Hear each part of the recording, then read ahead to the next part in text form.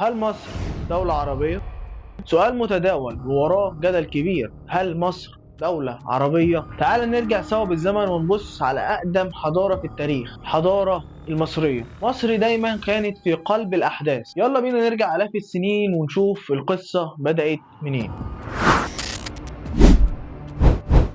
القصة بدأت من قبل 3100 قبل الميلاد، وكانت البداية قبل ما يبقى في حاجة اسمها مصر، وكانت عبارة عن مجموعة من الناس واللي كانت عايشة على ضفاف نهر النيل. تعلموا الزراعة وبنوا مجتمعات بسيطة، ودي كانت البذرة الأولى للحضارة المصرية. الحضارة اللي بدأت بالعصر الفرعوني سنة 3100 قبل الميلاد، الحضارة المصرية القديمة، واللي بدأت مع توحيد مصر العليا والسفلى على يد الملك مينا في الدولة القديمة، واللي بنى المصريين القدماء فيها الأهرامات، هرم خوفو وخفرع ومنقرع. الدولة الوسطى، قوة واستقرار وزيادة في الفنون والأدب. والدولة الحديثة وفيها أعظم الملوك زي تحتمس الثالث وحتشبسوت، وأشهرهم طبعا توت عنخ آمون ورمسيس الثاني. كده نبقى خلصنا أول حكاياتنا عن التاريخ المصري، ونروح لحكاية جديدة وفيها بنتكلموا عن الاحتلال الفارسي واليوناني سنة 525 قبل الميلاد، واللي مصر تعرضت فيها لاحتلال الفرس. وبعد كده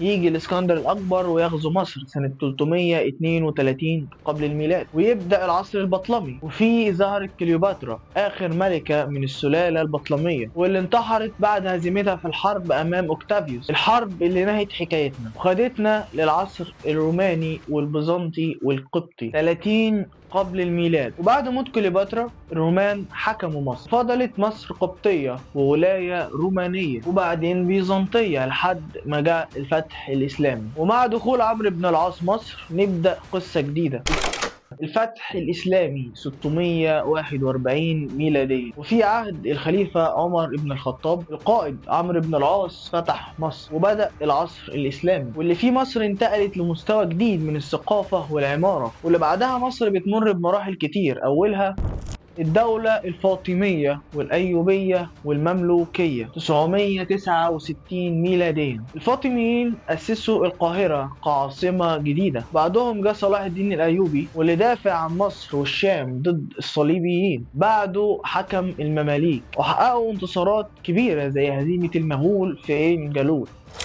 ونروح الاحتلال العثماني 1517 ميلاديا، واللي فيه مصر بقت ولاية عثمانية، وكان فيه ضعف إداري واقتصادي لحد ما يجي نابليون، واللي ياخدنا للحملة الفرنسية سنة 1798. نابليون بونابرت غزا مصر، لكن الحملة ما استمرتش كتير، وبدأ عصر وكان العصر الحديث في مصر، وبدأ عصر محمد علي وأولاده 1805. محمد علي يعتبر مؤسس مصر الحديثة، وعمل إصلاحات في الجيش والصناعة والتعليم والزراعة. وبعده جه أولاده وأحفاده، واللي كان أبرزهم الخديوي إسماعيل، وهو اللي افتتح قناة السويس عام 1869 ميلادية. والديون اللي كانت سبب في احتلال جديد لمصر، والاحتلال المرة دي هيكون من نصيب الاحتلال البريطاني 1882 ميلادية. بريطانيا احتلت مصر واستغلت قناة السويس، وقعوا الاقتصاد ودمروا التعليم، نزفوا موارد وسرقوا آثار بس. ومع ذلك زاد الحس الوطني عند المصريين، وده اللي أدى لظهور زعماء وطنيين زي سعد زغلول وثورة 1919.